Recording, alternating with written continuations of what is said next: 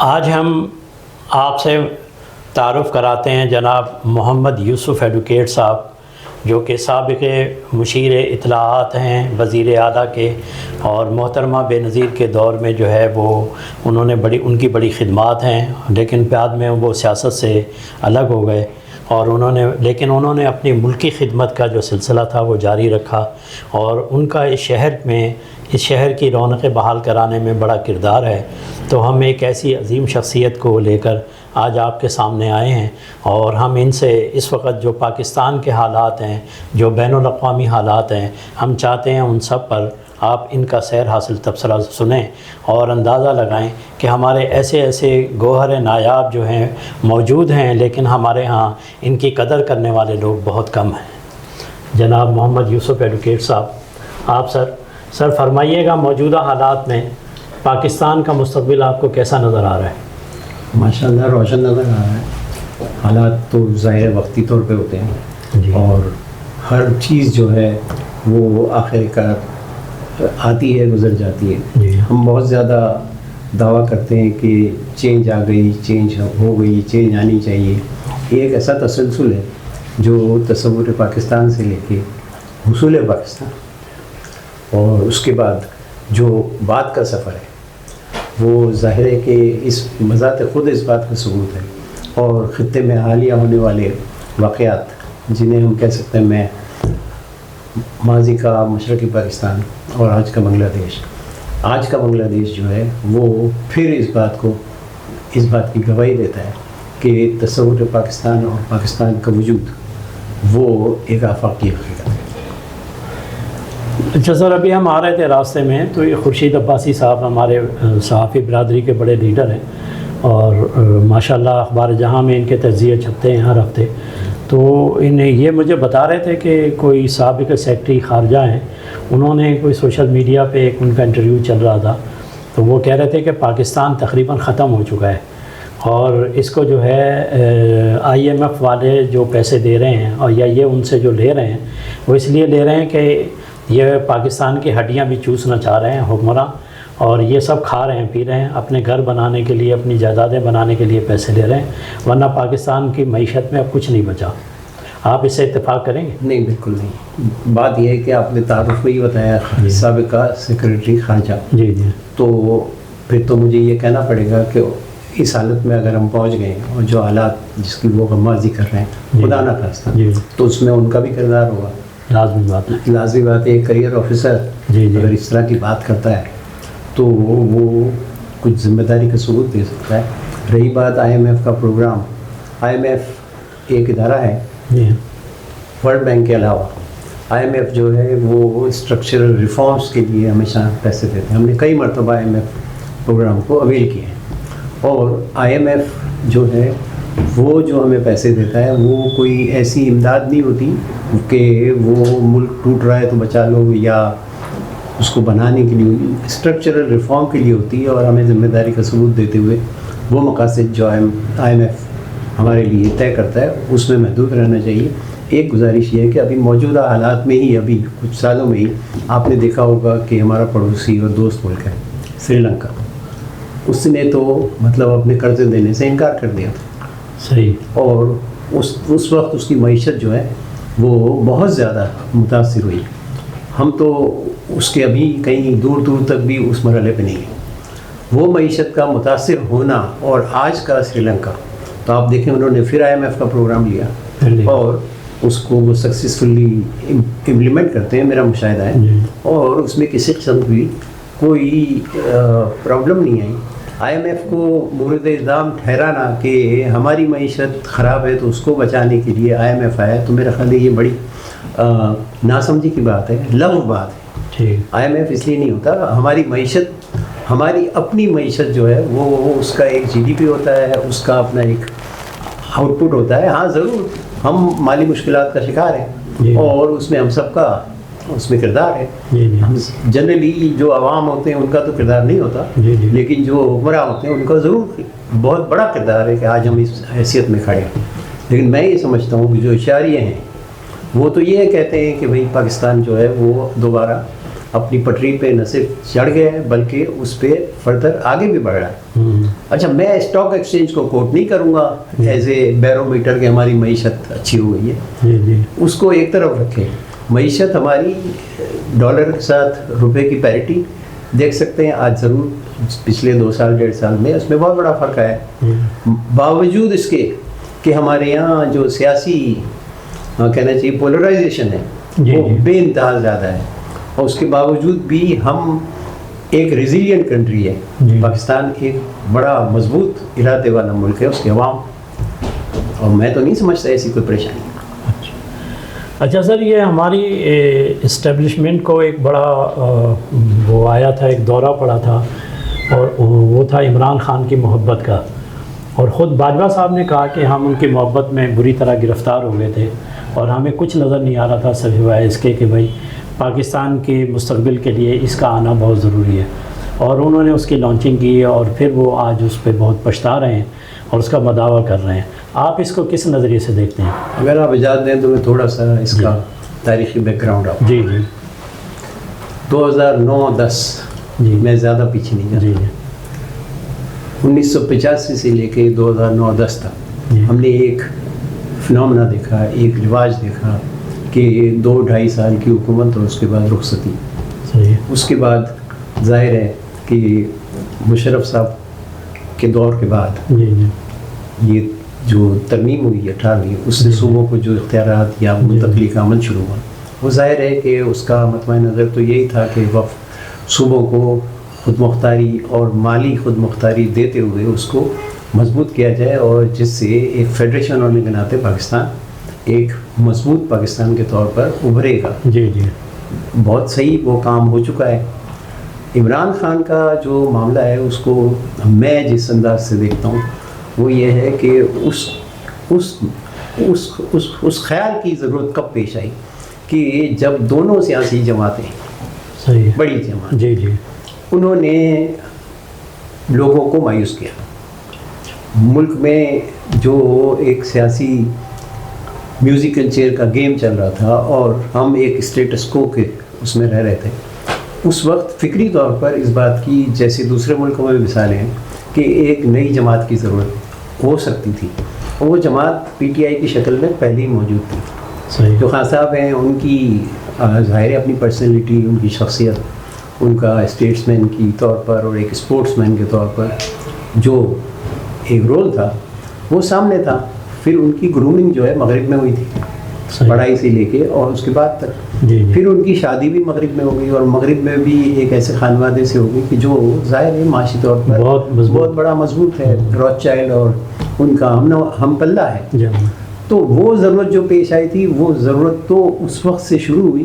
اس کو میچور ہوتے ہوتے جب مطلب 2013 کے انتخابات میرا خیال ہوئے, تو اس میں یہ واضح طور پر نظر آیا کہ خان صاحب کی پی ٹی آئی جو ہے اس نے عوام سے جو ووٹ لیے وہ قابل ذکر تھے, اور یقیناً وہ آگے بڑھے اور انہوں نے اپنے آپ کو سیاسی طور پر اپنا وجود منوایا.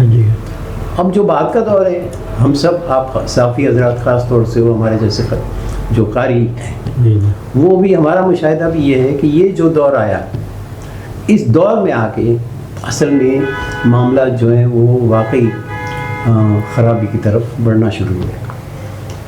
یہ دور میں بلا جھجک یہ کہہ سکتا ہوں کہ دیکھیں جنرل باجوہ صاحب جو ہیں وہ بھی منظور نظر تھے نواز شریف صاحب کے.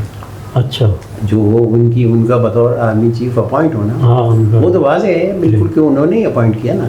اچھا, میاں صاحب کا تاریخی ایک رویہ ہے آرمی چیفز کے بارے میں, اور جب وہ لاتے ہیں تو یہ سمجھ کے لاتے ہیں کہ یہ شاید میرا آدمی ہوگا یا میرے لیے مفید ہوگا, لیکن بعد میں وہ مایوس ہو جاتے ہیں. جو عدم اعتماد کی تحریک کا آنا, اس زمانے کی جو فوج کی قیادت اور جو ہمارے حساس ادارے کی قیادت, وہ دونوں جو ہیں اس معاملے میں عمران خان سے میں سمجھتا ہوں کہ ایک طرح سے وہ خود اس نتیجے پہ پہنچ گئے تھے, اور دونوں کی جو کہ ذاتی اغراض تھیں, وہ کہہ لیں آرمی چیف کے ٹینیور میں ایکسٹینشن یا جنرل فیض کا آرمی چیف بننے والی تگ و دو, اس نے اس پورے معاملے کو بہت زیادہ مقدر کر دیا، صحیح، زہریلا بنا دیا۔ اچھا، اس کے نتیجے میں پاکستان کی پارلیمانی تاریخ میں سمجھتا ہوں یہ پہلی عدم اعتماد کی تحریک ہے جو کامیاب ہوئی، صحیح، اچھا، اس کو کامیاب کرانے میں بھی ظاہر ہے کہ ان لوگوں کا بھی کردار رہا، جو کردار نظر تو آتا ہے مگر اس کو اونرشپ نہیں ملتی۔ جی جی، بہرحال جمہوری دور تھا، جمہوری ملک تھا، عدم اعتماد کی تحریک چل پڑی۔ میں یہ سمجھتا ہوں کہ Imran Khan as a leader آج یقیناً آج بھی ضرور پاپولر ہے، مشہور ہیں، لیکن جو معاملات جس طرح سے ہمارے ملک میں چل رہے ہیں، جس سے سیاسی طور پر ہم یہ نہیں کہہ سکتے کہ کوئی سینٹی پریویل کر رہی ہے یا کہ بھئی کوئی استحکام کی طرف، سیاسی استحکام، دیکھیں سیاسی استحکام اور ملک کا استحکام جو ہے وہ ہے تو الگ الگ، لیکن اس کے اثرات ضرور مرتب ہوتے ہیں۔ اب اس میں یہ ہوتا ہے کہ کچھ جو لوگ ہوتے ہیں وہ اپنی دانست میں یا شاید مبالغے طور پر وہ خدا نخواستہ پاکستان کو ایز اے مملکت خطرے میں دیکھتے ہیں۔ صحیح، ایسا ہے نہیں، ایسا ہوتا نہیں ہے۔ اسٹیبلشمنٹ جو ہے وہ کوئی صرف فوج کا نام نہیں ہے۔ Establishment is a wider term, بہت بڑی وسیع ٹرم ہے، اور وہ ایک کانسٹنٹ ہے، وہ مستقل ہے، اور وہ سینونیمس، یعنی آپ کہہ سکتے ہیں کہ مملکت اور اسٹیبلشمنٹ دونوں مستقل ہوتی ہیں، مستقل ہوتے، اس میں لوگ آتے جاتے ہیں۔ صحیح، حکومتیں اسٹیٹ کو گورن کرنے کے لیے آتی ہے، اور مملکت کا جو بیسک ریفلیکشن ہے جی جی، وہ اسٹیبلشمنٹ ہی ہوتی ہے۔ اچھا، اس میں سول بیوروکریسی بھی ہوتی ہے، اس میں فوج بھی ہوتی ہے، اس میں ظاہر ہے انٹلیکچوئلز بھی ہوتے ہیں، دانشور بھی ہوتے ہیں، اور وہ لوگ جو مختلف ادوار سے گزر کے اس مرحلے پہ پہنچے ہوتے ہیں کہ جہاں وہ پھر ایک رائے رکھتے ہیں چیزوں کے بارے میں۔ جی جی، تو میں نہیں سمجھتا کہ یہ جو وقت ہے، میرا خیال ہے وہ وقت گزر گیا ہے، اچھا، جو مشکل وقت تھا وہ گزر گیا ہے، اور امید کرتا ہوں اور میں شاید یہ سمجھتا بھی ہوں کہ آنے والے وقتوں میں، مہینوں میں ہم ایک بڑی واضح ایسی تبدیلی دیکھیں گے کہ جس سے سیاست جو ہے نا وہ ایوان میں ہوگی، اور سیاسی لوگ ایوان میں بیٹھ کے اپنے معاملات دیکھیں گے اور اسے حل کرنے کی کوشش کریں گے۔ اور اگر اس میں کسی کی بھی یہ توقع ہو، میاں نواز شریف ہوں، زرداری صاحب ہو یا عمران خان ہو، کہ ان کے اوپر یا ان کے پیچھے ہاتھ رکھے بغیر وہ چلنے سے قاصر ہے، تو یہ ان کا قصور ہے۔ دوسری طرف دیکھا جائے تو من حیث فوج کی بات کروں، جی جی، فوج میں دیکھیں بات یہ ہوتی ہے کہ سوچنے سمجھنے والے سپاہی سے لے کے جنرل تک، وہ آج کی فوج جو ہے وہ ایک اویئر فوج ہے۔ ایسا نہیں ہو سکتا کہ وہ لا تعلق رہ سکتے ہیں معاشرے میں، صحیح، ان کے اپنے خاندان، ان کی اپنی فیملی، ان کی فالوئنگ، وہ سب چیزیں بہت بڑا اہم رول پلے کرتی ہیں۔ تو اس وقت یہ فضا واضح طور پر بن چکی ہے کہ یہ جو عمران خان والا تجربہ تھا، اور جس طرح سے خاص طور سے جنرل باجوہ نے اور جنرل فیض نے اس کو ہینڈل کیا، میرا خیال ہے وہ بدترین کہنا چاہیے پرفارمنس تھی، اور اس میں ذاتی اغراض اور مقاصد وہ اوور لیپ کرتے گئے، وہ حاوی ہوتے رہے۔ اس کے نتیجے میں ہم نے دیکھا کہ میرا خیال ہے شاید ایسا پہلے نہیں ہوا ہے کہ بھئی آرمی چیف کو سپریم کورٹ کو 6 مہینے کی مدت دینی پڑے۔ آپ ہمارے سامنے کے واقعات ہیں، زیادہ پرانے نہیں، جی جی، صرف اتنی گزارش ہے کہ سیاست آخرکار سیاست ہوتی ہے، اور سیاسی جماعتیں ہوتی ہیں۔ ہمارے ماضی کے تجربات بھی یہ دکھاتے ہیں کہ چاہے وہ ایم کیو ایم ہو، چاہے عوامی نیشنل پارٹی ہو، وہ آخرکار سیاسی وجود نہیں کھوتے، ان کے نام بدلتے رہتے ہیں، ان کی لیڈرشپ بدلتی رہتی، لیکن سیاسی جماعتیں اپنی جگہ رہتی ہیں۔ ایک زمانہ تھا نا کہ کنونشنل مسلم لیگ اقتدار میں تھی، اور ایک زمانہ تھا کہ کنونشنل مسلم لیگ کا طوطی بولتا تھا، تو بعد میں وہ چٹا والی مسلم لیگ آ گئی، اور اس کے بعد ہم نے دیکھا کہ میاں صاحب والی مسلم لیگ آ گئی۔ جی جی، تو ادھر پیپلز پارٹی کی قیادت میں بھی بہت ہی دردناک واقعات پیش ہوئے، بے نظیر صاحبہ کی شہادت کے بعد، جی جی، خاص طور سے ہم سمجھ رہے ہیں کہ خلا ہے، جہاں خلا پیدا ہو، جی جی، لیکن اس کو جو اس کے وارث اپنے آپ کو کہتے ہیں اور ہیں، انہوں نے کوشش کی کہ اس خلا کو پور کریں. تو بہرحال پیپلز پارٹی ایز اے جماعت ہے، موجود ہے. تو ایسا پی ٹی آئی کے حوالے سے کیوں نہیں ہو سکتا کہ ایز اے سیاسی جماعت تو وجود رکھ سکتی ہے، لیکن اس کی جو قیادت ہے اس کو سیاست سے اگر کوئی نفرت ہے یا ان کے اس قیادت کے اپنے سوچ کے مطابق اگر وہ فرسٹ پرسن سنگولر میں کرنے والی بات ہے اور ہر وقت ہر چیز کو اگر ایسے دیکھا جائے کہ میری ذات سے ہر چیز فلو کرتی ہے، تو شاید پھر پی ٹی آئی کا معاملہ تھوڑا مشکل ہوگا. اس لیے کہ ہم کہہ سکتے ہیں نا کہ پی ٹی آئی میں موروث سیاست نہیں ہے، تو ان کی تو اور زیادہ ذمہ داری ہے کہ ان کے یہاں second third fourth layer leadership ہونی چاہیے. تو کیا ہمیشہ ایسا ہوتا ہے کہ کوئی بانی جو ہوتا ہے کسی جماعت کا، وہ اگر خدا نخواستہ سیاسی میدان سے باہر ہو تو وہ جماعت ختم ہو جاتی ہے؟ ایسا تو نہیں ہوتا. یہ خاص طور سے پی ٹی آئی کو سوچنے کی ضرورت ہے، اور خان صاحب کو خود بھی سوچنے کی ضرورت ہے کہ میرے پاس جو جماعت ہے وہ میٹر کرتی ہے، ان کی ذات اتنا میٹر نہیں کرتی جتنا انہوں نے لوگ. ہوپ فلی ایسا کوئی نہ کوئی راستہ نکلے گا، اس لیے کہ سیاست ایک بہتا ہوا پانی ہے، ایسا نہیں ہو سکتا کہ اس کو آپ کہیں روک دیں. بالکل.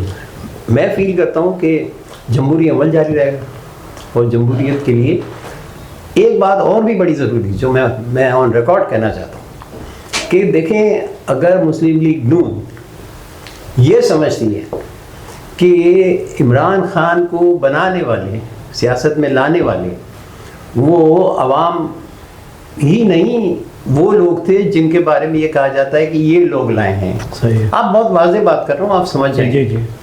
اور پھر اس بات کا ذمہ دار بھی انہی اداروں کو یا فوج کو قرار دے دیا جائے کہ اب یہی ان سے ہماری جان چھڑائیں.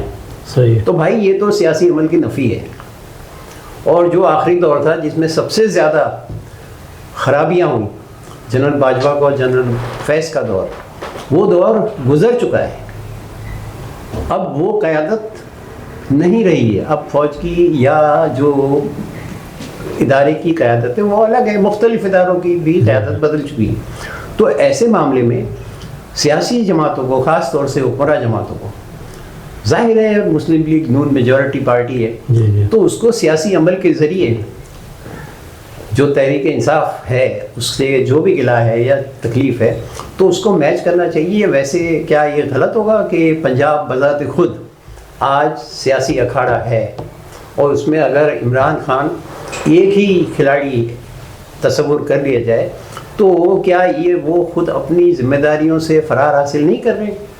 بالکل. آپ یہ تو دیکھتے ہیں کہ حکومت چل رہی ہے، آپ کہاں دیکھ رہے ہیں کہ مسلم لیگ نون ایز اے سیاسی جماعت آپ کو کہیں متحرک نظر آتی ہے؟ سندھ میں تو ہے ہی نہیں. سندھ میں تو ہے ہی نہیں. بلوچستان میں وہ نوابوں اور جاگیرداروں والے رابطوں کے ذریعے ہے.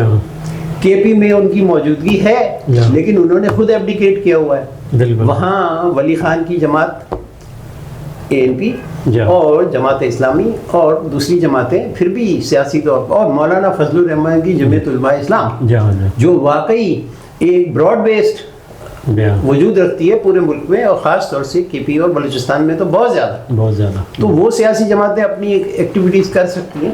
تو مسلم لیگ نون کا ہے. یہ ایک سوال ہے نا کہ بھئی آپ کسی سیاسی مخالف کا اگر آپ نے سیاسی مقابلہ کرنا ہے تو آپ سیاسی میدان میں کریں. اچھا کیا یہ ضروری ہے کہ وہ یہ ایک طرح کا اجتماعی زاویہ رکھیں کہ بھئی یہ تو ان کا کام تھا، یہ خود ہی اس کو نمٹیں اور ہمارا یہ ذمہ ہی نہیں ہے؟ ایسے نہیں ہوتا. صحیح. ذمہ داری لینا ضروری ہے. صحیح. دوسری طرف جو ٹرائلز کی بات ہو رہی ہے تو کس عدالت میں کس فورم پہ ٹرائل ہونا ہے، اس میں میرا ذہن بالکل واضح اور بالکل کلیئر ہے کہ 9 مئی کے واقعات کے حوالے سے یہ مسلمہ بات ہے کہ اس طرح کی اپرائزنگ فوج کے خلاف، فوج کے اداروں کے خلاف، فوج کی انسٹالیشنز کے خلاف، اور صرف آرمی نہیں، نیوی اور ایئر فورس سب پہ باقاعدہ ہدف بنا کے حملے کیے گئے. تو وہ تو اٹ بیکمز اے میٹر جس کو کہتے ہیں دیز آر میٹر ملٹری. یہ فوج کے مسئلے ہیں نا. ایسا تو کہیں بھی نہیں ہوتا دنیا میں کہ ایسے ٹرائل جو ہیں وہ فوجی عدالت نہ کرے. اس کو کرنے چاہیے اور پورے ملک اور عوام کو اس کے ساتھ کھڑا ہونا چاہیے. اور اس کی ٹرانسپیرنسی کی بات کریں, وہ ٹرانسپیرنسی آپ کو کہاں نظر آتی کہ فیصلہ ہو جاتا ہے. صحیح ہے. اس کے بعد رائٹس آف اپیلز ہیں اور وہ بھی انہی سول عدالتوں میں ہیں, ہائر جوڈیشری میں ہیں. صحیح ہے. تو مطلب اس میں قواعد نہیں ہے, میری نظر میں نہیں ہے, میری ہمبل رائے ہے. اور پاکستان میں ملٹری ٹرائلز بھی کوئی نئی چیز نہیں ہے, کوئی نئی چیز نہیں. اچھا رہی بات یہ کہ اس میں اگر یہ سمجھ لیا جائے کہ ماں سوائے وردی والے کے اور کسی کی ٹرائل نہیں ہو سکتی, تو میرا خیال ہے یہ آکسیمورون ہے, بالکل کانٹراڈکشن ان ٹرم ہے. سیکیورٹی معاملات پہ فوج کے قوانین کے تحت فوجیوں کا اپنا ٹرائل, اور اس حوالے سے فوج کو یا ملک کی سیکیورٹی کے حوالے سے کسی نے کوئی ایسا عمل کیا ہے تو ان کا ٹرائل, فیئر ٹرائل, اور اس کے بعد ان کا رائٹ آف اپیل. صحیح ہے. وہ اس پہ تو بات ہو سکتی ہے. صحیح ہے. لیکن ٹرائل پہ کیسے بات ہو سکتی ہے؟ اگر یہ جوڈیشری کے حوالے سے ہم اس میں پڑے رہیں گے اور جوڈیشری جو ہے وہ اس معاملے میں کسی قسم کا بھی اسپینر پھینکتی ہے, تو میں سمجھتا ہوں یہ اس بات کی نفی ہو جائے گی. میں یہ نہیں کہتا کہ وہ عمران خان کی وجہ سے کر رہے ہیں, عمران کے ساتھ ملے ہوئے ہیں, لیکن مجھے یقین ہے کہ وہ پھر جو اساس پاکستان ہے, جو آئین پاکستان ہے, اس کے حوالے سے اپنی ذمہ داریوں سے شاید نبرد آزما ہونے سے کترا رہے ہیں. صحیح. اچھا سر, ہمارا ملک جو ہے وہ آئیڈیالزم کا ایک ایسے خطے میں واقع ہے جہاں جیسے بھارت میں ہے, وہاں بھی آپ دیکھیں نہرو تھے, اس کے خاندان چلتا رہا. یہاں بھی اسی طریقے سے ایک بھٹو خاندان تھا, پھر نواز شریف خاندان آ گیا, وہ ان کے کرتے رہا. اب ان کی نئی قیادت جو سامنے آ رہی ہے, جو بلاول بھٹو صاحب ہیں اور ادھر مریم نواز ہیں, آپ کیا سمجھتے ہیں یہ مستقبل میں جو پاکستان کے جو حالات ہیں, ان حالات میں یہ سنبھال سکیں گے, اس کو نکال سکیں گے اس بحران سے؟ اس نئی قیادت سے کیا امید رکھی جا سکتی ہے؟ دیکھیں, تھوڑا سا چونکہ آپ نے تذکرہ کیا نہرو خاندان کا, تو میں تذکرہ کر لیتا ہوں کینیڈی خاندان کا. میں اور ایسے خاندان ہیں جن کا جام اور اس سیاست تھی, اور انہوں نے بھی پیپلز پارٹی کی طرح, ان کی پیپلز پارٹی کی قیادت کی طرح انہوں نے بھی ایسی قربانیاں تھیں. اور یہ پیرلل تو ہے. موروثی سیاست جو ہے نا ان اٹ سیلف میں ناٹ بی بیڈ, لیکن موروثی سیاست کی وجہ سے قیادت جو آگے آنی چاہیے, جو خاندانی بھی ہو سکتی ہے اور خاندان کے ہٹ کے بھی ہو سکتی ہے, تو اس کی گنجائش رکھتے ہوئے معاملات کو آگے بڑھانا چاہیے. رہی بات نواز شریف صاحب ہوں یا پیپلز پارٹی کی قیادت ہو, یہ مسلمہ بات ہے کہ وہاں شخصیت پرستی اور شخصیت کی وجہ سے لوگوں کی کمٹمنٹ اور ووٹ بینک ہے. تو میں حالانکہ اگر مثال شاید اسی طرح کی ہے, پی ٹی آئی کی قیادت جو ہے اس کے پاس وراثت میں تو آگے قیادت نظر نہیں آتی, خانوادے والی, لیکن کیا پی ٹی آئی کی جماعت بھی, آپ اگر پی ٹی آئی کی قیادت کو ایک طرف کریں تو وہ کیا ایسا نہیں ہے کہ وہاں بھی شخصیت پرستی ہے؟ بالکل. تو شخصیت پرستی ایس سچ بری نہیں ہوتی, لیکن شخصیت پرستی جب ایک کلٹ بن جاتی ہے تو پھر الطاف حسین بھی بنتا ہے, پھر عمران خان بھی بنتا ہے, تو اور کوئی بھی بن سکتا ہے. اور پھر قیادت کو, موروثی قیادت کو گروم کرنا یا اس کو آگے لانا, تو میں سمجھتا ہوں کہ بلاول بھٹو کے حوالے سے مجھے یہ کہنے میں کوئی قباحت نہیں ہے, یا آصفہ بھٹو جو ہیں, کہ بھائی وہ ایز اے آلٹرنیٹ قیادت, ان کی تربیت بھی ہو رہی ہے, گرومنگ بھی ہو رہی ہے, اور یہ ایک اچھی بات ہے. اسی طرح مریم نواز صاحبہ کی بھی اگر تربیت ہو رہی ہے تو وہ بھی اچھی بات ہے, مجھے اس سے اختلاف نہیں ہے.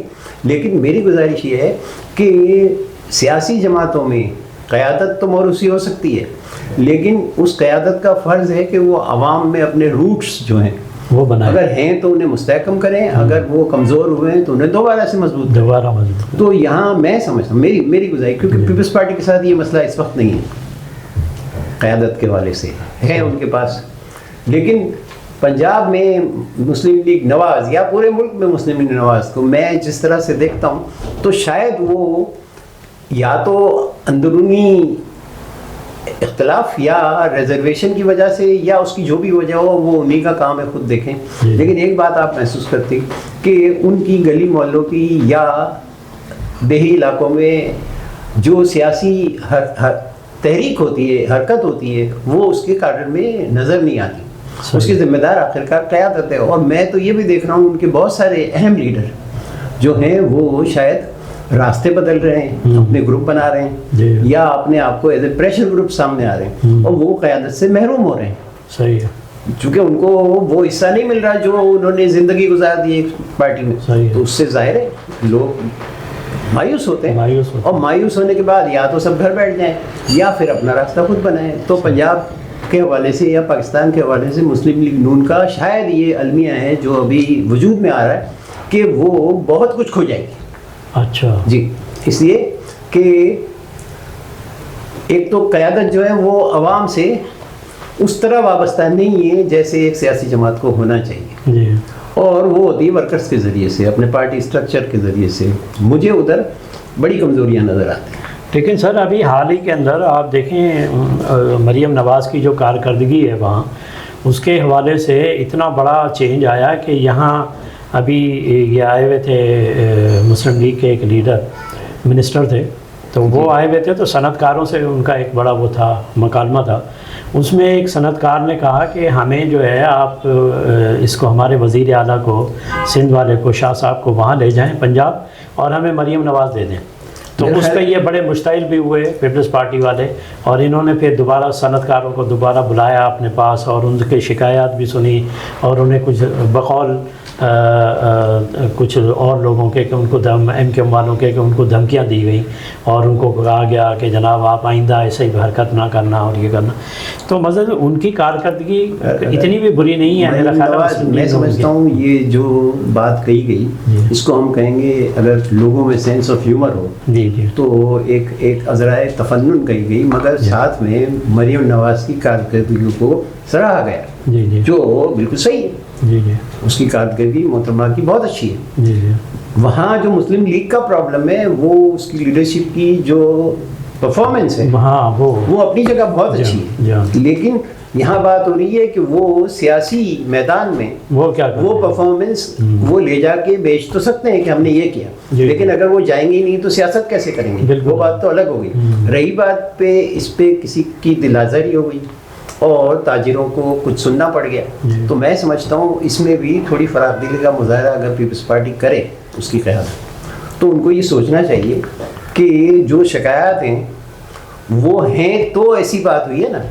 اگر وہ شکایت وزیر اعلیٰ کی ذات سے نہیں ہے تو وزیر اعلیٰ کو اس سے بڑی ذمہ ہونا چاہیے. لیکن کیا یہ حقیقت نہیں ہے کہ ہمارے صوبے سندھ میں اس وقت جو کچے کے علاقے لے لیں، اندرون سندھ میں جو دھرنے دیے لوگ بیٹھے ہیں سانگڑ میں ان کو لے لیں، شہر میں جو حالات ہیں اس کو دیکھ لیں، تو ظاہر ہے اگر پیپلز پارٹی اور اس کی قیادت جو ہے وہ سندھ کی حکمراں جماعت ہے، اس کی اپنی حکومت ہے، بڑی مضبوط حکومت ہے، تو ذمہ داری بھی انہیں کی ہے، ان کو ذمہ داری اٹھانی چاہیے. اور رہی بات یہ کہ تاجر کسی کے بارے میں مثال دے رہے ہیں یا فوج کا سربراہ آتا ہے تو اس سے یہاں ملتے ہیں، تو سوچنا چاہیے کہ تاجروں کو تو یہ بھی سننا پڑا کہ تم ان کو کیوں بلاتے ہو؟ بھائی وہ نہیں بلاتے، وہ یہاں کے حالات دیکھنے پہ خود آئے اور 2 مرتبہ آئے، تو آپ بھی تو اس میں شریک ہوتے ہیں، آپ کو بھی تو پتا ہوتا ہے. اگر آپ سے نہ بھی ملے تو آپ کو کیا معلوم نہیں ہے کہ وہ کیوں آتے ہیں اور تاجر کیا کہہ رہے ہیں؟ تاجر ہوں یا عوام ہوں، کیا حقیقت نہیں ہے کہ پورے سندھ میں لا اینڈ آرڈر کی سچویشن جو ہے وہ بہت زیادہ دگرگوں ہے، اور اس سے بری الذمہ صوبائی حکومت نہیں ہو سکتی. بالکل ان کو ذمہ داری کو لینا پڑے گا. رہی بات کراچی شہر کی یا بڑے شہروں میں کرائمز کی، تو وہ بھی ایک حقیقت ہے. اب اس میں اگر یہ کہہ دیا جائے کہ صرف اس وجہ سے ہے کہ یہ دوسری جماعتیں چونکہ اقتدار میں اس طرح سے نہیں ہے اس لیے یہ بات ہے، نہیں، یہ تو عوام کا مسئلہ ہے، پبلک کا مسئلہ ہے. یہ مسائل تو اپنی جگہ ہیں، اس سے کیسے فرار حاصل کیا جائے؟ میرا خیال ہے اگر اس معاملے میں قبلہ درست کریں تو شاید بہتر نتائج آئیں. 2-4 چیزیں ہیں دن میں کہ ایک تو دیکھیں جب پاکستان بنا تو مختلف کلچر کے لوگ یہاں پہلے ہی موجود تھے یہاں بنا، پھر جو لوگ انڈیا سے مائگریٹ کر کے ادھر کے بھی مختلف کلچر کے لوگ آئے تو ان کو متحد رکھنے کے لیے یہ جو ڈیوائڈ ہے رول والی پالیسی میں سمجھ زیادہ نہیں ہو گئی کہ جس کی وجہ سے آپ کا معاشرے میں جو ہے وہ ایسے چیزیں. میرا خیال ہے آپ کا جو سوال ہے وہ کراچی بیسیکلی کراچی جیسے بڑے شہر میں پورے ملک سے یہاں آ کے لوگوں کو آباد ہونا. دیکھو جب پاکستان بنا نا تو کراچی کی آبادی 2.5 لاکھ تھی. جی بالکل. 1951 تک وہ 6 لاکھ ہو گئی اور بائی دی ٹائم 1953 تک وہ 10 لاکھ ہو گئی. 10 لاکھ. اس کے بعد سے ایک ٹرینڈ ہے کہ ملک کے مختلف صوبوں سے آزاد جو قبائل پہلے تھے وہاں سے اور دوسرے ملکوں سے, صحیح ہے. بنگالی سے لے کے برمی تک اور برمی سے لے کے سری لنکن تک وہ سب یہاں کے بسے ہیں. اب اگر سیاسی جماعتوں کا دعویٰ سن لیں جو سینسس سے ہٹ کے بھی سن لیں تو اگر 3 کروڑ کی آبادی ہے تو 3 کروڑ میں اگر لسانی بنیاد پر گنا جائے تو میرا خیال ہے وہ جو لسانی سیاست کرنے والے تھے جنہوں نے اس کو رواج دیا اس شہر میں, ان کو بھی اب یہ اندازہ ہو گیا ہے کہ بھائی وہ تو ایسی صورت میں تو وہ جن 3-4 ڈسٹرکٹ میں یا حیدرآباد کے کچھ علاقوں میں جہاں ان کی پریزنس ہے وہاں سے سیٹیں تو نکالتے رہیں گے, لیکن پالیٹکس کے لیے لازمی ہے کہ ایز اے کاسموپولیٹن سٹی تمام سیاسی جماعتیں جو ہیں وہ تمام یہاں کے رہنے والوں تک پہنچیں اور ان میں سیاست کریں. دوسری بات یہ ہے کہ اگر کراچی ریفلیکشن ہے پورے ملک کا جو ہے تو ایک بات میں آپ کو بتا دوں کہ بائی 3 سے 4 سال زیادہ سے زیادہ 5 سال میں حیدرآباد کراچی جو ہے نا یہ پورا اربن ایریا بن جائے گا, شہری علاقہ بن جائے گا. بالکل صحیح. اچھا اس میں پھر کون سی سیاست کریں گے, کون سی ایتھنیسٹی آ جائے گی, کیسے کام کر سکتی ہے وہ ایتھنیسٹی. تو we are talking about almost 5.5-6 crore 5.5 crore لے لیں, کنزرویٹو رہنا اچھا ہوتا ہے. وہ یہ میرا خیال ہے دنیا کی 6ٹھی سب سے بڑی اربن بیلٹ ہے. صحیح. تو اس کو آپ نظر انداز نہیں کر سکتے ہو. اس کے لیے ضروری ہے کہ اس کے حساب سے سیاست کی جائے. میں 2 باتیں اور اگر آپ اجازت دیں, چونکہ آپ نے سوال ایسا کیا ہے وہ ضروری ہے. وہ یہ ہے کہ پاکستان بننے سے لے کے اب تک ایک مسئلہ ایسا رہا ہے جس کو میں مسئلہ اس لیے کہہ رہا ہوں کہ وہ مسئلہ ہے.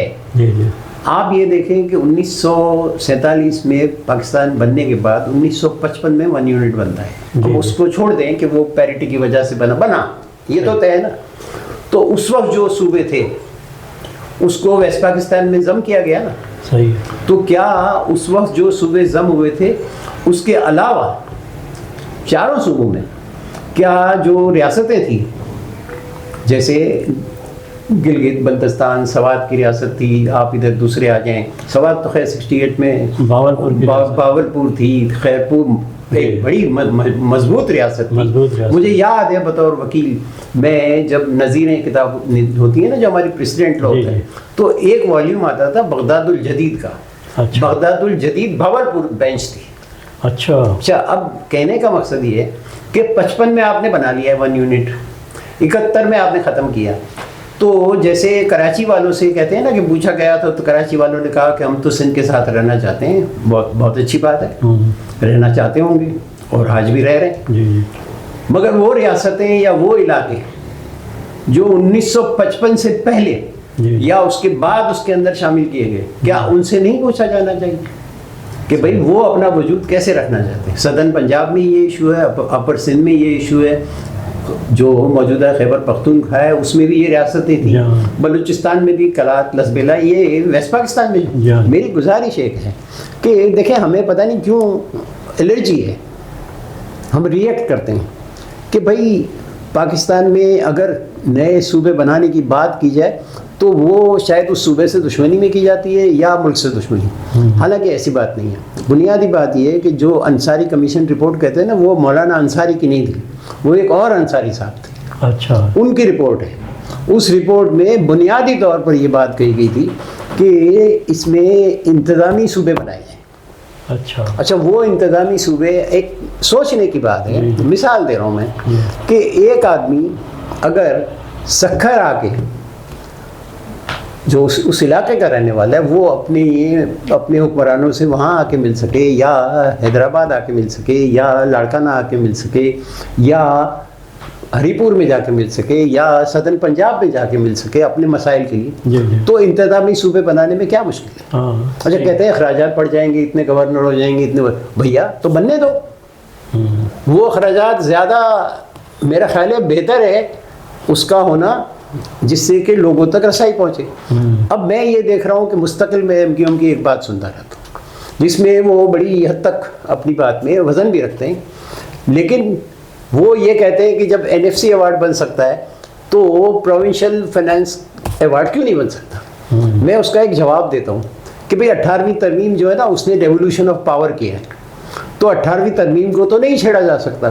صحیح ہے. صوبہ بنائے نہ بنائے اس کی مرضی ہوتی ہے، لیکن کیا ایڈمنسٹریٹو پروونس کا ہونا سندھ میں بھی، پنجاب میں بھی، KP میں بھی اور بلوچستان میں بھی، جی جی، اور جو آزاد قبائل کچھ عرصے پہلے تک جو آزاد قبائل تھے وہاں بھی اگر یہ بات کی جائے کہ انتظامی صوبہ بنایا جائے تو کیا یہ غلط ہوگی؟ یہ نہیں ہے کہ کوئی میں چونکہ یہ بات کر رہا ہوں تو یہ فیصلہ یہاں ہو جانا چاہیے. ظاہر ہے یہ وہ معاملات ہیں جس پہ سنجیدہ جی جی ڈسکشن ڈائلاگ ہونا چاہیے.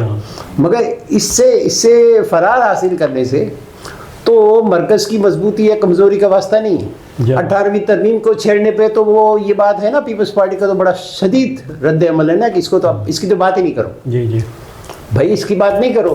تو یہی اصول اگر اور صوبے بننے کے بعد اسی 18ویں ترمیم کے تحت جو نئے صوبے بنتے ہیں ان کو وہی اختیارات دیے جائیں تو پھر آپ کیا کہیں گے؟ تو کیوں نہیں بنے صوبے؟ آپ خود جواز پیدا کر رہے ہیں کہ صوبے بنے. پنجاب میں، صدرن پنجاب میں، پوٹھوہار میں یہ آواز ہے، بہت تیزی ان کو سے بڑی تکلیفیں ہیں. اچھا پھر وہ خیرپور اور بھاولپور اسٹیٹ کی میں بات مثالن کر رہا ہوں، لسبیلا اور کلات کی بات بھی میں مثالن کر رہا ہوں. کیا وہ ریاستیں 55 میں جب ضم کی گئی تو اس کے بعد ان کو اپنی ریاستی حیثیت سے وہاں کے عوام کو اختیار نہیں کہ وہ اپنا پروونس مانگیں؟ بالکل تھا. تو کیوں نہیں؟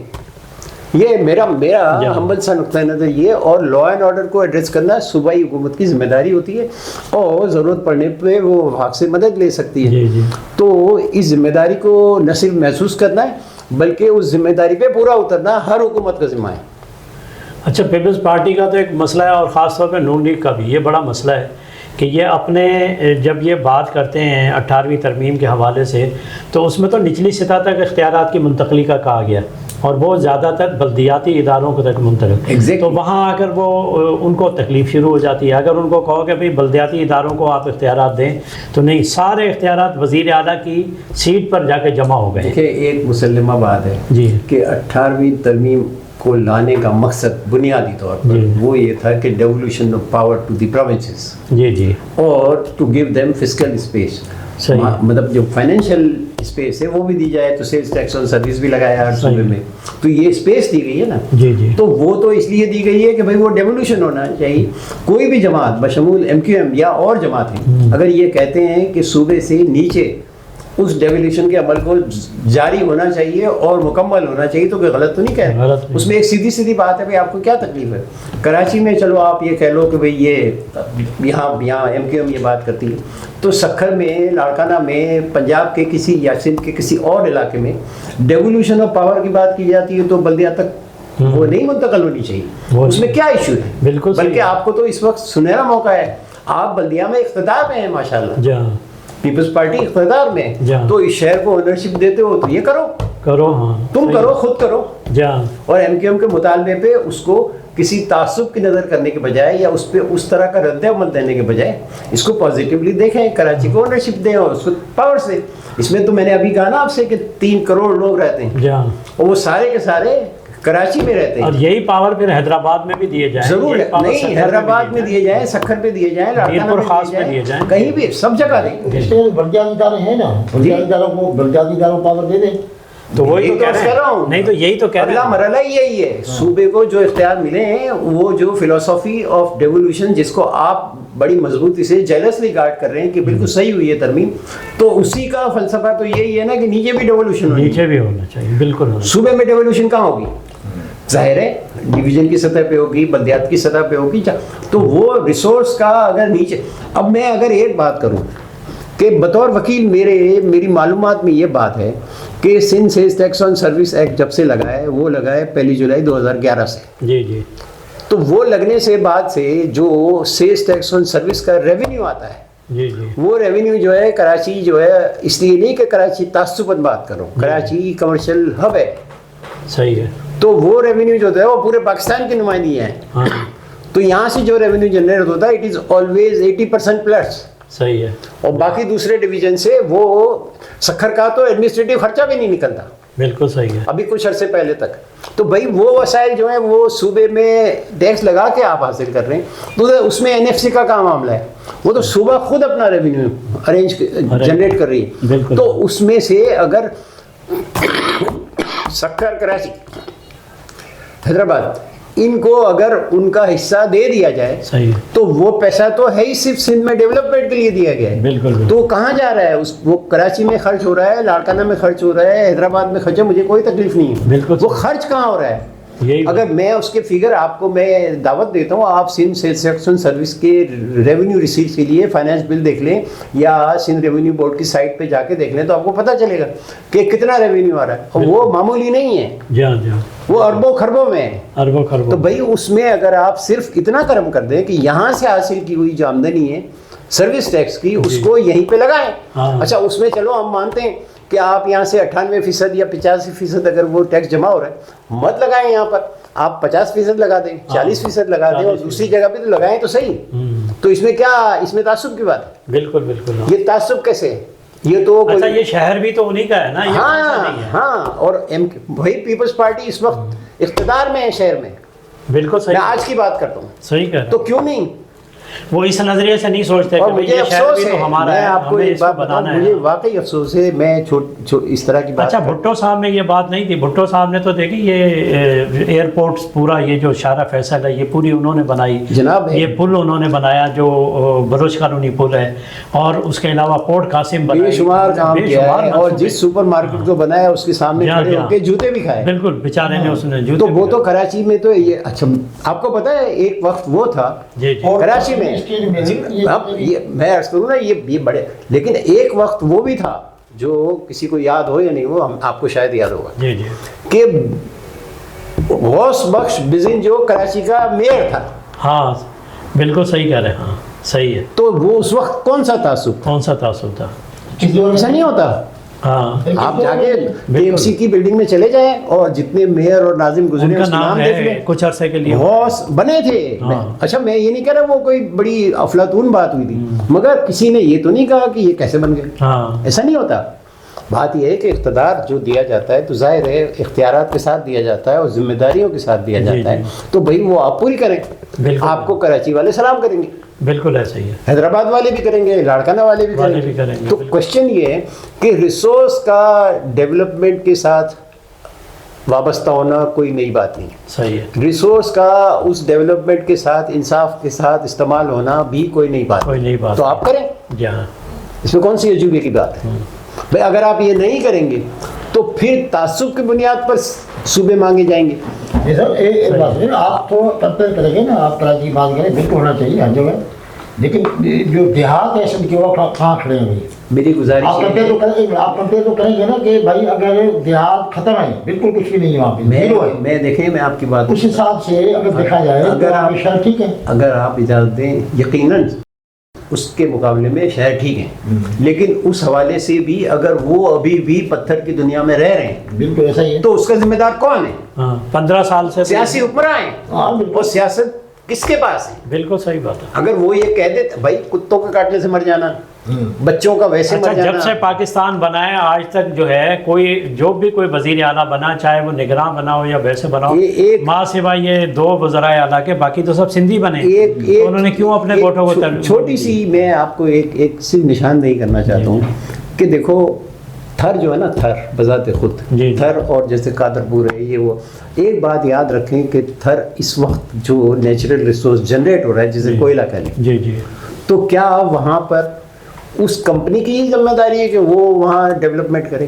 میں نے تو تھری خواتین کو اس کمپنی کی وہ جو بڑی ہیوی ٹرکس ہوتے ہیں وہ چلاتے دیکھا، انہوں نے تربیت دی اور وہ چلا رہے۔ میرا صرف اتنا کہنا ہے کہ بھائی وہ علاقہ جو اس طرح کے معدنی وسائل سے مالا مال ہے، آپ نے روڈ بنا دیے تو بھائی ساتھ میں جا کے ڈسپینسری بناؤ، اسپتال بھی بناؤ، اسکول بھی بناؤ، کیوں نہیں بناؤ؟ اس کے لیے پیسہ آپ کو مل رہا ہے، کول پہ بھی سیلز ٹیکس آن سروس ہے۔ بالکل سوال یہ پیدا ہوتا ہے کہ آپ کا ریونیو جو ہے اس کو اگر کراچی کی، تو میں کوئی کراچی کا مقدمہ تھوڑی لڑ رہا ہوں، میں بالکل آپ سے متفق ہوں، دیہی علاقوں کا مقدمہ بھی یہی ہے، مسئلہ یہ ہے کہ ان کو بھی تکلیف تو یہی ہے نا کہ ترقیاتی کام یا جو ان کی اپلفٹ ہے وہ ان کو بالکل وہ نہیں ہو رہی۔ اچھا یہاں تو پھر بھی آواز بلند ہوتی ہے، گاؤں گوٹوں میں تو بیچارے وہ کوئی کر بھی نہیں سکتے۔ وہ کیوں نہیں کر سکتے؟ اس لیے کہ میں اور آپ بیٹھ کے آج بات کر رہے ہیں تو کوئی جائے نا ان سے پوچھے، ہاں بالکل، تو وہ بھی بتائیں گے۔ وہ ہم سے زیادہ سیاسی شعور رکھتے ہیں، ہاں اس لیے کہ وہ پیٹ کی آگ سے جل رہے ہیں۔ بالکل صحیح ہے۔ تو جو بھوکا ہوتا ہے اس کی سیاسی شعور زیادہ ڈیولپڈ ہوتا ہے۔ ہاں اس کے سیدھے سیدھے دو ڈیمانڈ ہوتی ہے، بالکل، نوکری دو، روزگار دو، صحت دو، تعلیم دو۔ حقیقت ہے۔ تو وہ اتنا بولنا نہیں جانتے۔ دیکھو ہماری قومی معیشت جو ہے وہ زراعت ہے، اور زراعت تباہ ہو چکی ہے۔ یہ اب زرعی بینک بنائے گئے، یہ لون سسٹم کیا گیا، وہ سب مس یوز ہوا۔ سر یہ اتنی فرٹائل لینڈز ہیں، ساری زرخیز ترین زمینیں، جہاں آپ وہاں زراعت کو فروغ دیں۔ اور اب تو آپ نے زراعت پہ الحمدللہ پہلی مرتبہ انکم ٹیکس لگانے کا بل بھی آج پاس ہو گیا ہوگا اب تک۔ تو میں کہتا ہوں بڑی خوشائن بات ہے۔ اس پہ ایک جملہ آیا نا کہ یہ ساری زرعی جو فصلیں اس کی قیمت بڑھ جائے گی، تو وہ الٹیمیٹلی تو عوام پہ پاس آن ہوں گی نا، لیکن وہ ٹیکس دینے سے وہ پیسہ جو ٹیکس کا ملے گا وہ عوام پہ بھی تو لگنا چاہیے۔ ہاں لگنا چاہیے۔ تو آپ کے پاس ایک اور ریسورس آ رہا ہے۔ تو ظاہر ہے زراعت کہاں ہوتی ہے؟ زرعی زمینوں پہ، زیادہ تر زرعی زمینیں کہاں ہیں؟ دیہی علاقوں میں، تو ان پہ وہ پیسہ لگے، اور جو آ رہا ہے پہلے سے وہ کیوں نہیں لگے؟ وہ کیوں نہ لگے؟ تو اس میں تعصب کی کیا بات ہے؟ میں ایس ایس ٹی پہ بڑا ایک مضبوط کیس لے کے بیٹھا ہوں اچھا کہ یہ جو پیسہ یہاں سے جنریٹ ہوتا ہے، وفاقی ٹیکس تو جنریٹ ہوتے ہیں، اس میں تو این ایف سی اور اس سے آئے گا نا پیسہ، یہاں سے جو پیسہ جنریٹ ہوتا ہے اس ریونیو کے جو فیگرز ہیں اس کو لے لیں اور سامنے رکھ کے دیکھ لیں کہ جو پیسہ کراچی سے 2011-12 فائنینشیل ایئر پہلا سال تھا، اس سے لے کے 23-24 تک اور اس سال کے جو ٹارگیٹس ہیں، وہ پیسہ جو آ رہا ہے اس کے فیگرز ان کی اپنی ویب سائٹ پہ موجود ہے، فائنانس ڈپارٹمنٹ سے حاصل کریں اور پھر ان سے سوال کریں، یہاں کے کراچی کی جماعتیں کریں کہ بھائی یہ پیسہ ہے تو یہاں کے عوام کی سروس کے لیے وہ یہاں کیوں نہیں لگ رہا، کیوں نہیں لگا، اور اگر لگ رہا ہے تو بتا دو۔ تو کوئی شکایت نہیں ہے۔ یہی حال بلوچستان میں ہے، ہر جگہ سردار سارے کھا رہے ہیں وہ پیسے، ہر جگہ دیکھیں مسئلہ یہ ہے کہ جو لوگ اقتدار میں اس لیے آتے ہیں کہ وہ صاحب حیثیت ہیں، چاہے سیاسی حیثیت رکھتے ہو، برادری کی حیثیت رکھتے ہو، قبائلی حیثیت رکھتے ہو، ملک کی حیثیت رکھتے ہو یا وڈیرے کی حیثیت رکھتے ہیں، تو ان کی ذمہ داریاں تو بہت بڑھ جاتی ہیں۔ اگر وہ اس سے بری الزما ہونا چاہتے ہیں صرف اس وجہ سے کہ وہ سردار ملک اور وڈیرے ہیں، تو بھائی پھر تو اس ملک کا اللہ ہی حافظ ہے۔ بالکل بالکل، تو اس میں کون سی بری بات ہے یہ باتیں کرنا؟ صحیح۔ میں سمجھتا ہوں ہمیں سب کو مل کے ایک بات ذہن میں رکھنی چاہیے کہ پاکستان کے استحکام کے لیے جو ذمہ داریاں ہیں وہ سب کی ہے، اور اس میں سیاستدانوں کی سب سے زیادہ ہے، یہ تو ماننا پڑے گا نا، بھائی اس پہ عمل کریں، اس میں کون سی کا بات ہے؟ جو لوگ پریگمیٹک بات کرتے ہیں ان کے حوالے سے 1 منٹ میں یہ لگ جاتا ہے کہ بھئی یہ متعصب ہے۔ ابے بھائی کیسے متعصب ہے؟ میں سندھ کے کسی گاؤں سے لے کے اور شہر تک، پاکستان کے کسی گاؤں سے لے کے ہر جگہ تک میں یہ کہتا ہوں کہ بھئی آپ دیکھیں، ایک بات یاد رکھیں، ہم بڑے انسانی حقوق کی اور ہمارے حقوق کی باتیں کرتے ہیں، ہر حق جو ہے نا کوئی بھی آئین دیتا ہے، اس کے سامنے ایسی ایک ذمہ داری بھی ہوتی ہے۔ میں سڑک پار کر رہا ہوں تو میرا حق ہے میں سڑک پار کروں، لیکن مجھے یہ بھی دھیان رکھنا ہے کہ گاڑی والے کو بھی راستہ دینا ہے، اور اسی طرح آپ کسی چیز پہ اس کا اطلاق کر کے دیکھ لیں تو اٹ از آلویز، سوسائٹیز جو بنتی ہیں they are always made from collective responsibility and rights and individual responsibility and simultaneous rights, اس کے بغیر تو نہیں ہوتا۔ میرا حق جو ہے وہ آپ کی ذمہ داری ہے، بالکل بالکل ایسا ہی ہے نا۔ کہیں ایسا ہو سکتا ہے کہ نہیں صرف آپ کا حق ہے، آپ کی ذمہ داری کوئی نہیں ہے؟ معاشرے اس طرح تھوڑی بنتے ہیں۔ اس وقت ہمارے یہاں یہ مسئلہ ہے، ہم ٹریفک سگنل کی بھی مثال دیں نا تو وہ گاڑی والا اس لیے نہیں رکتا کہ وہ اپنے آپ کو کوئی بہت بڑا افلاطون سمجھتا ہے اور قانون سے ماورا سمجھتا ہے، مگر ایز اے ذمہ دار شہری کے اس کو دیکھنا چاہیے نا کہ مجھے رکنا ہے، تو اس میں کون سی مشکل بات ہے؟ یہ میرا ویو تو یہ ہے۔ بالکل بالکل۔ اب اگلی نشست میں انشاءاللہ تعالی ہم ان سے عالمی صورتحال پر بھی کوئی سوالات کریں گے اور آپ کو تک وہ خیالات ضرور پہنچائیں گے انشاءاللہ۔